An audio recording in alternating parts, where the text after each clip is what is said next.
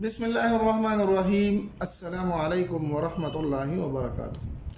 جس طرح کہ آپ نے دیکھ لیا کہ دشمن کو کس طرح مغلوب کرنا ہے، دشمن کو کس طرح تباہ و برباد اور ہلاک کرنا ہے، اس کے لیے میں نے مزید نقش بنائے بھی ہیں اور آپ کے ساتھ اور بھی بنانا چاہتا ہوں، کیونکہ بسا اوقات کسی کو کوئی نقش آسان لگتا ہے، کسی کو کوئی نقش۔ تو آج کا بھی یہ نقش اس لیے ہے کہ اگر آپ دشمن سے بیزار ہو چکے ہیں، دشمن آپ کو دن رات صبح شام تنگ کرتا رہتا ہے، تو یہ نقش آپ بنائیں اور دشمن کو تباہ و برباد کر دیں۔ لیکن یاد رکھیں کہ یہ نقوش صرف اس لیے بتائے جاتے ہیں کہ تعلیم کے طور پر، کہ آپ اس کو سیکھیں۔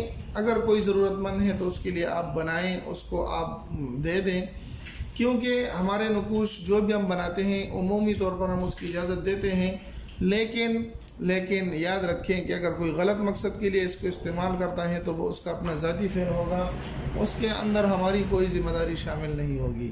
یہ نقش دشمن کو، جتنا بھی طاقتور سے طاقتور دشمن ہو، اس کو مغلوب کر دے گا، اس کو تباہ و برباد کر دے گا، اور وہ آپ کے سامنے ضرور مغلوب ہوگا۔ کیونکہ بسا اوقات دشمن سے مقابلے کا بس انسان کا نہیں چلتا، تو اس کو مغلوب کرنے کے لیے پھر اس طرح کے کام کرنے پڑتے ہیں۔ تو سب سے پہلے آپ نے نقش بنا لینا ہے جو نہ مثلث ہیں اور نہ مربع ہیں بلکہ ذو وجہین ہیں، ٹھیک ہے جی۔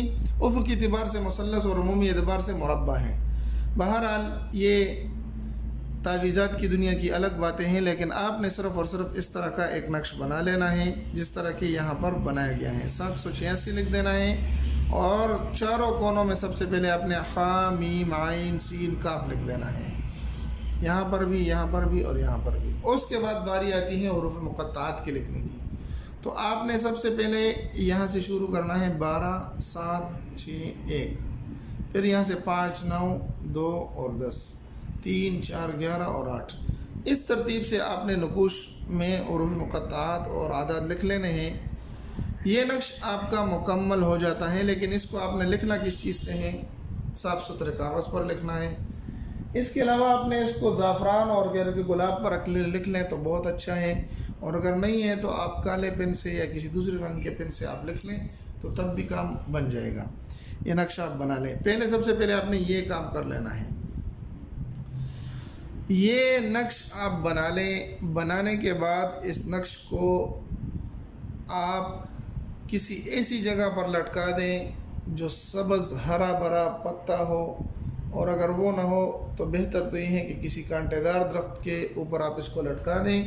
یہاں پر اس دشمن کا نام لکھ دیں، جو بھی دشمن ہے اس کا اور اس کے والدہ کا نام لکھ لیں، اور فولڈ کر کے اس کی کہیں پر بھی لٹکا دیں۔ اور اگر لٹکا نہیں سکتے تو آپ کسی جگہ اس کو دفنا دیں، ایسی جگہ دفنا دیں جہاں پر کوئی چلتا پھرتا نہ ہو، اس کے اوپر اس کا پاؤں نہ آئے۔ یہ 2 کام کر لیں۔ تیسرا کام آپ نے کیا کرنا ہے کہ خ میم عین سین کاف کی آپ نے کیا کرنی ہے؟ اس کی تسبیح کرنی ہے۔ دن میں کم از کم 100 بار آپ نے اس کی تسبیح کرنی ہے، صبح اور شام۔